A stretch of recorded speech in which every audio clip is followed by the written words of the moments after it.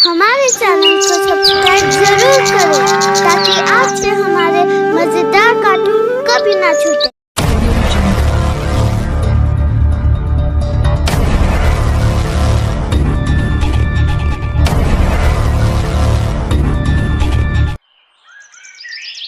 गुड्डू जयपुर के पास ही एक गांव में अपनी बूढ़ी माँ के साथ रहता था। वो छोटी छोटी मूर्तियाँ और खिलौने बेचकर अपना घर चलाता था।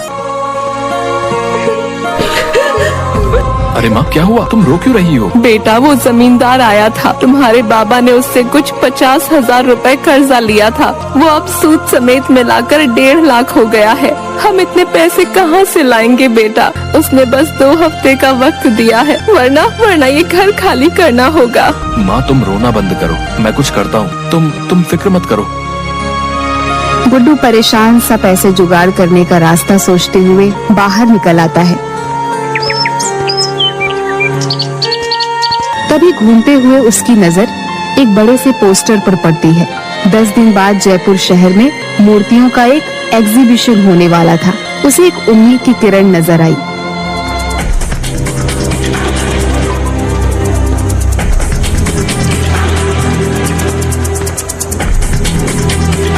उसने तुरंत वापस लौटकर मूर्ति बनाना शुरू किया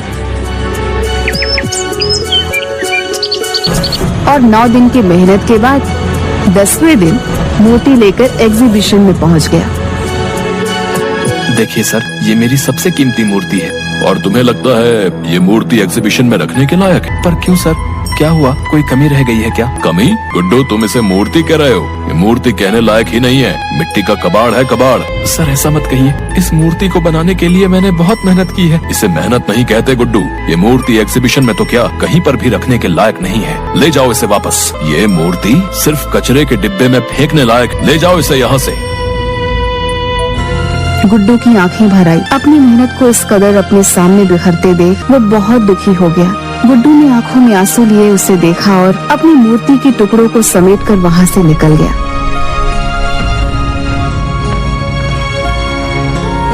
उसके जाने के बाद करण शिंदे खुद से ही बात करने लगता है। सपने हैसियत देखकर पूरे किए जाते हैं, और तुम्हारी इतनी हैसियत नहीं कि तुम इस एग्जीबिशन में अपनी मूर्ति समझे। चाहे कितनी ही खूबसूरत मूर्ति बना लो, गरीबी तुम्हें कभी ऊंचा उठने ही नहीं देगी, और मुझसे आगे तो तुम कभी नहीं निकल सकते। गुड्डू रोता हुआ बाहर चला जाता है और सोचने लगता है कि अब वो क्या करे। वो माँ से वादा करके आया था, वो पूरे पैसे लेकर आएगा। अब वो माँ को क्या जवाब देगा?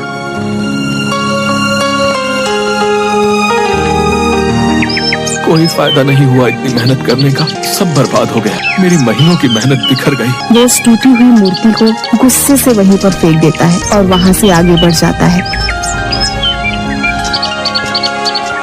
पर कुछ दूर जाने के बाद ही वो वापस पलट कर देखता है। उसे अपनी मूर्ति से बहुत प्यार है, जैसे उसका ही हिस्सा हो। वो ऐसे कैसे उसे फेंक सकता है? चाहे जो भी हो, चाहे मैं कितनी ही बार असफल रहूं, पर मेरी मूर्तियां मैं नहीं फेंक सकता। एक दिन यही मुझे कामयाब बनाएंगी। हाँ। गुड्डू ऐसे ही उस मूर्ति को लेकर वहाँ से निकल जाता है। शाम हो चुकी थी। वो दूसरे शहर से यहाँ आया होता है, इसलिए फिलहाल उसके पास रहने का कोई ठिकाना नहीं होता।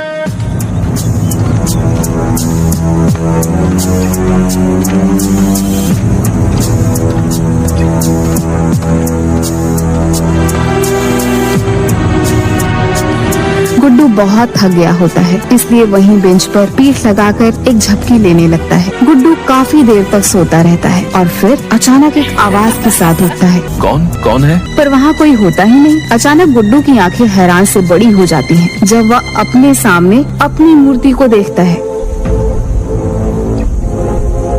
ये मूर्ति तो टूट गई थी, ये वापस ठीक कैसे हो गई? वो मूर्ति के पास जाता है और उसे छूकर देखने लगता है। ये तो सच में पूरी हो गई, पर ये हुआ कैसे? ये तो पूरी टूट गई थी। गुड्डू अच्छे से ऊपर से नीचे तक, आगे से पीछे घूमकर उस मूर्ति को देखता है और फिर अचानक खुशी से उसकी आंखें चमक जाती है। ये तो चमत्कार हो गया, मेरी मूर्ति ठीक हो गई। कोई बात नहीं, अगर इस बार मैं सफल नहीं हुआ, पर तुम ठीक हो, ये मेरे लिए बहुत बड़ी बात है। वैसे भी शहर में मैं किसी को नहीं जानता, तो आज यहाँ रुक जाता हूँ, सुबह होते ही चला जाऊंगा। गुड्डू उस मूर्ति को एक पेड़ के नीचे खड़ा करके एक दुकान पर कुछ खाने के लिए लेने चला जाता है।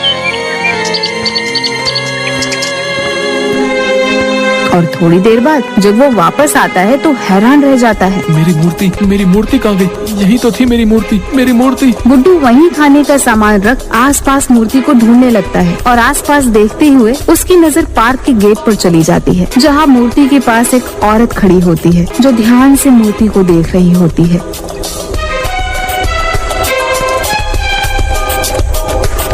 कौन हो तुम और मेरी मूर्ति को कहाँ लेकर जा रही हो? ये आपकी मूर्ति है? हाँ, ये मेरी मूर्ति है और तुम इसे चुरा कर ले जा रही थी। नहीं, मैं तो यहाँ से गुजर रही थी और इस मूर्ति को यहाँ देखा तो बस रुक गई। मेरा नाम मधु है। झूठ ऐसा बोलो जो पकड़ा ना जाए। ये मूर्ति मैंने पेड़ के नीचे रखी थी। पर मैंने तो इसे यहीं देखा कि यहीं पर थी। गुड्डू उसे घूरने लगता है। भला मूर्ति खुद तो चल कर आई नहीं है, कोई इसे यहाँ लाया ही होगा ना। मुझे नहीं पता, पर आपकी ये मूर्ति बेहद खूबसूरत है। आपने खुद बनाई है? हाँ, मैंने बनाई है, पर कोई मतलब नहीं है। मतलब क्या नहीं? कितनी खूबसूरत मूर्ति है ये। ऐसी और भी होंगी, आप इन्हें एग्जीबिशन में क्यों नहीं रखते? कौन रखेगा मेरी मूर्ति को एग्जीबिशन में? वहाँ तो बड़े बड़े लोगों के राज है और मैं ठहरा छोटा सा मूर्तिकार। अरे, इसमें छोटे बड़े की बात कहाँ से आई? बात तो तुम्हारे जादू की है। कितनी खूबसूरत मूर्ति है। तुम बहुत हुनरमंद हो। तुम्हारे हुनर में ऐसा जादू है कि मूर्ति बिल्कुल जीवित नजर आती है। हुनरमंद होने का क्या फायदा जब मैं कुछ कर ही नहीं सकता? हम गरीबों की मदद कौन करेगा? ऐसा क्यों बोल रहे हो? अगर तुम बुरा न मानो तो मैं कल होने वाले एग्जीबिशन में तुम्हारी मूर्ति को रखवाना चाहती हूँ। कल वाले एग्जीबिशन में? पर कैसे? कौन है आप? मैं एक मूर्तिकार हूँ। सिर्फ मूर्ति ही नहीं बनाती बल्कि उनकी भावनाओं को भी समझती हूँ और कल ये मूर्ति एग्जीबिशन में जरूर रखी जाएगी।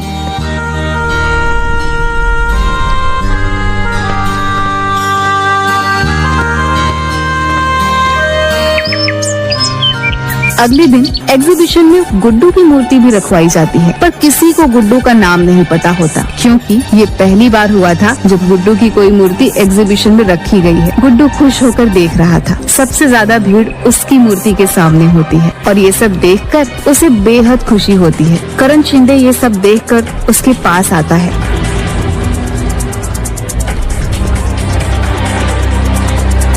तुमसे कहा था ना तुम एग्जीबिशन में मूर्ति नहीं रख सकते, फिर किसने रखवाई ये मूर्ति?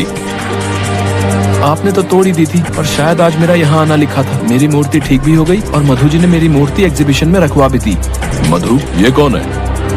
एक मूर्तिकार है, यहाँ एग्जीबिशन में है वो, शायद उनकी मूर्तियाँ भी हैं।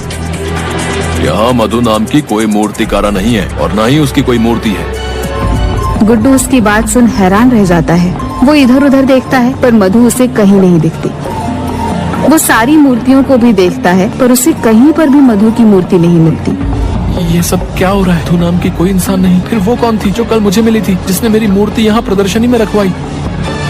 गुड्डू परेशान सा यहाँ वहाँ देख रहा था। तभी अचानक उसकी नजर अपनी मूर्ति पर चली गई। मूर्ति का मुस्कुराता हुआ चेहरा देख गुड्डू को याद आने लगा। अचानक उसकी टूटी हुई मूर्ति का जादुई तरीके से ठीक हो जाना, फिर मधु का उससे मिलना, मूर्ति का प्रदर्शनी में आना और अब मधु का गायब हो जाना। उसे याद आता है कि मूर्ति कल अपने आप पार्क के गेट के पास पहुंच गई थी।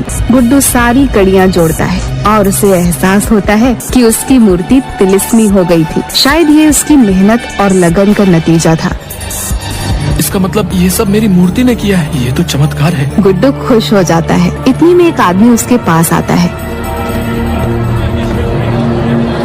सुनिए, मेरा नाम यश पाटिल है। मुझे आपकी मूर्ति बेहद पसंद। माफ कीजिएगा, ये मूर्ति बेचने के लिए नहीं है। तो क्या आप मेरे लिए ऐसी ही कोई खूबसूरत मूर्ति बना देंगे? मेरी पत्नी को मूर्तियों का बहुत शौक है जी। मैं आपको मुंह मांगी कीमत देने को तैयार हूँ। प्लीज मना मत कीजिएगा। हाँ जरूर, मैं आपके लिए मूर्ति बना दूंगा। गुड्डू को वहाँ कई लोग उस मूर्ति की कीमत लगाने को बोलते हैं, पर गुड्डू नहीं बताता। तो वहाँ खड़े कई लोगों ने खुद उसे मूर्ति बनाने को कहा था और मुंह मांगी कीमत में खरीदने को भी। गुड्डू ने खुश होकर सबको हाँ बोल दिया था और प्रदर्शनी खत्म करके बाहर आता है।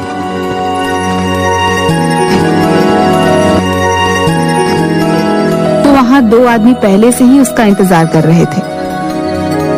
सर, हमने आज प्रदर्शनी में आपकी मूर्ति देखी, पर आपने कहा वो बेचने के लिए नहीं है। अगले महीने एक स्कल्पचर एग्जीबिशन होने वाला है। क्या आप उसके लिए मूर्ति बना सकते हैं? सर प्लीज मना मत कीजिए। जी जरूर, मैं ये काम जरूर करूंगा।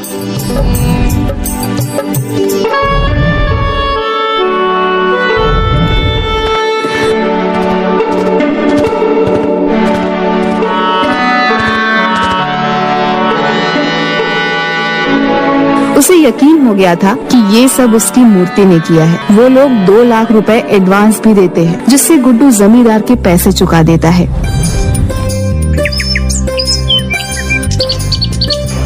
गुड्डू की बनाई मूर्ति इस एग्जीबिशन में सबसे महंगी बिकी और गुड्डू जानता था इस कामयाबी में उसकी जादुई तिलिस्मी मूर्ति का हाथ है, जिसकी वजह से वह इतना आगे बढ़ पाया है। उसने आज तक उस मूर्ति को कभी किसी को नहीं बेचा, चाहे किसी ने उसे करोड़ रुपए ही ऑफर क्यों न किए हों।